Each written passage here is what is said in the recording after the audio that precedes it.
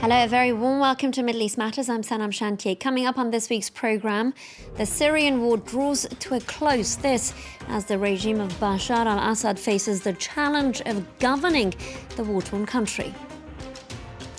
A racism row escalates. Poland pulls out of an Israel summit after the Israeli foreign minister said, quote, Poles sucked anti-Semitism from their mother's milk. Also coming up, another episode of Flavours of Iraq, authored by Farhat Alani, a Franco-Iraqi journalist. This week we go back to 1994, when government opponents and those in long-time exile returned to their country. We start with Syria, where Bashar al-Assad and his military are close to a victory after 8 years of conflict, but the embattled president now faces a tough challenge, reconstructing a devastated country while holding on to power. Reporters from our sister station, that's France 2, took a look at the situation on the ground in the capital, Damascus. Counting their winnings one step at a time, the Syrian army proudly display missiles, bombs, and the thousands of rounds of ammunition they've seized from the enemy. Armed groups that are still active in the region but are slowly losing ground. Above all, this display is the result of years of effort to retake control of the country.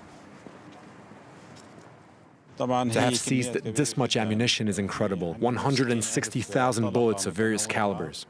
Whether these weapons belong to rebels who oppose Bashar al-Assad's regime or to jihadists, they're all considered terrorists in the eyes of the government. Of course, uncovering so many weapons and ammo is a huge victory for us. It will deal the terrorists a heavy blow and will have a considerable impact on their operations. They'll be weakened, and it'll be harder for them to carry out attacks in Damascus or nearby. Syrian authorities are determined to ensure the safety of residents living in the capital. While Damascus remains a target for armed groups in the region, local residents are without doubt. Bashar al-Assad has won the war.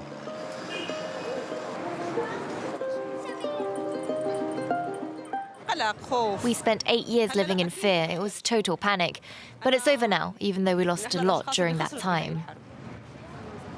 Of course we won the war, no one can argue with that. And as long as our president is in power, everything will be fine in Syria. The country has been torn apart by 8 years of war. 360,000 people have died, 5 million Syrians have fled as refugees, and just as many are displaced within their own country. The government is determined to prove it's taken back control and that things are going back to normal, that it's safe for Syrians to return home.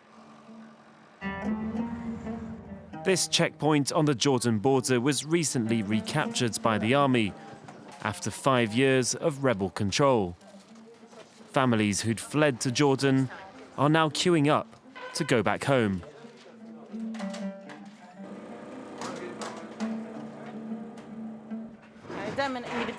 I've been waiting for this day for 4 years. I decided to come back as soon as I found out they'd liberated Deraa and that it was safe. I've got my pass. We're going home. 1 million Syrians sought refuge in Jordan. Despite calls from the government, only 12,000 families have crossed the border in the past 3 months. I can't wait to go home. Thank God the war is over, it's finished. Bashar al-Assad wants this checkpoint to become a symbol of his control over the country. But in reality, half of the checkpoints are still in the hands of his enemies. And Syria's economy is far from stable. Rebuilding diplomatic ties remains a challenge for the government. While the United Arab Emirates have reopened their embassy, France is yet to provide any support to the Syrian authorities. France closed its embassy in 2012, and the building remains abandoned. Litter scattered across the grounds, and diplomatic cars parked outside for the past 7 years. A hostile climate, as Syria and France remain strongly at odds with each other. Those who took part in this terrorist assault on Syria are not invited to take part in this process. So that includes France, then? Yes, France above all. France must stop interfering with Syrian matters. It must respect our government and stop supporting terrorism. So if it agrees to this, will France be able to reopen its embassy? Yes, of course. France's involvement in the US-led coalition came as a clear blow to the Syrian government. And after 8 years of war that have failed to topple Bashar al-Assad's regime, France continues to push for a political transition in Syria through free and fair elections. Turning our attention to Yemen and a potential breakthrough for stalled peace talks and a deal the United Nations has described as important progress. Warring factions have agreed to the first stage of a withdrawal from Hodeidah. Deadlock over the strategic port city has crippled the negotiations. The UN has now said that it hopes that a de-escalation will allow goods and relief aid to reach millions in desperate need. Now, Israel has announced that it has decided to withhold 122 million euros in tax transfers to the Palestinian Authority, this over its payment to prisoners jailed for attacks on Israelis. Palestinian leaders, meanwhile, have slammed the decision, saying it's an attempt to pressure and blackmail them. They see the payment as a kind of welfare system for families who have lost a breadwinner. Moving on, Poland earlier this week pulled out of a summit in Jerusalem after controversial comments from the acting Israeli foreign minister. Israel Katz has said that Poles collaborated with the Nazis and sucked anti-Semitism from their mother's milk. These were the latest comments in a diplomatic standoff between the two countries about atrocities that occurred against the Jews on Polish soil during World War II. Yuka Oyar has a story. It's the latest round in a long-running row between Poland and Israel over history. Warsaw pulled out of a planned summit between the Visegrad group and Israel over a minister's comments, which it slammed as racist. Mr. Katz's words are unacceptable not only in diplomacy, but for me they are unacceptable anywhere in public. Poland was the nation that suffered most, along with Jews and the Roma, during World War II. In a TV interview on Sunday, Israel's acting foreign minister, Israel Katz, had this to say about Poles during the Second World War. Of course, there were many Poles who collaborated with the Nazis. And like the former Prime Minister Yitzhak Shamir, whose father was murdered, said, Poles suckle anti-Semitism with their mother's milk. This added fuel to the fire when the Polish government had been waiting for an apology from Israel, after Prime Minister Benjamin Netanyahu himself accused Poland of complicity in Nazi crimes.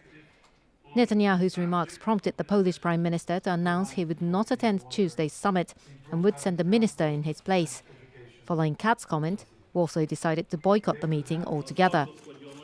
The leaders of the other three Visegrad Group nations, Hungary, the Czech Republic and Slovakia, still plan to attend what will now be bilateral talks, with the summit set to be rescheduled for later in 2019. The latest spat comes a year after Poland and Israel clashed over a Polish law that made it illegal to accuse the country of complicity with the Nazis. After protests from Israel and the US, Poland amended the law to remove the possibility of fines or a prison sentence. We finish Middle East Matters with an episode of animation series Flavours of Iraq, written by Farhat Alani. This week, our protagonist takes us back to 1994, when Saddam Hussein allowed former political opponents to return to Iraq. And for the first time, Farhat's father travelled to the country with his family. In 1994, Saddam Hussein allowed exiled opponents to return home, a way to unify the nation struggling under an international embargo. At last, my father was able to return to Iraq.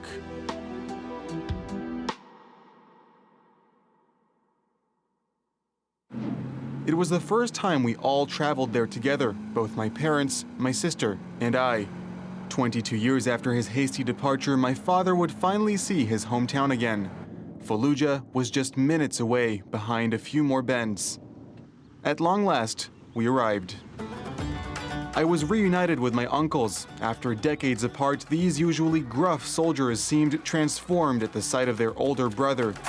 Bibi Semia, the matriarch of the home, greeted us warmly. The whole family was there. We were treated to a hero's welcome. But suddenly, our meal was interrupted.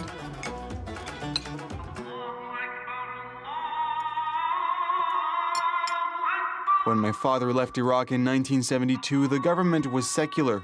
As a Trotskyist, that was the one regime policy he actually supported. His family didn't used to pray. But in response to the Iraqi invasion of Kuwait, the UN hit the country with a strict embargo. That translated into hardship for Iraqis and a loss of confidence in the country's leaders. Many turned to religion for solace. The ever-opportunistic Saddam had the line, "God is great," added to the national flag.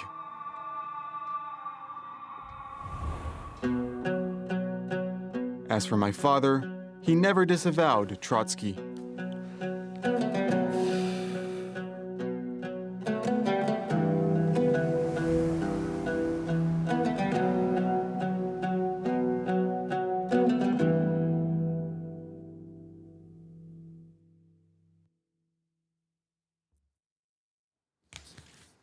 Well, that's it for this edition of Middle East Matters. Of course, if you want to reach out to us, pitch stories, ideas, or guests, you can reach out to me and the team on both Facebook and Twitter. That's France 24 Middle East Matters. Thank you for watching. France 24, 4 news channels in 4 languages, 430 journalists, 35 nationalities, 160 bureaus around the world. A global reach. 355 million households and over 180 countries can watch France 24. 61 million viewers watch the channel every week, and the numbers are constantly growing, with audience figures up by 31%. France 24 online is also forging ahead. Over 18 million visits a month on France24.com. With 45 million videos viewed online, France 24 is a leader on YouTube, while our 37 million Facebook and Twitter followers make us France's #1 channel on social media. To our constantly growing community of viewers, thank you.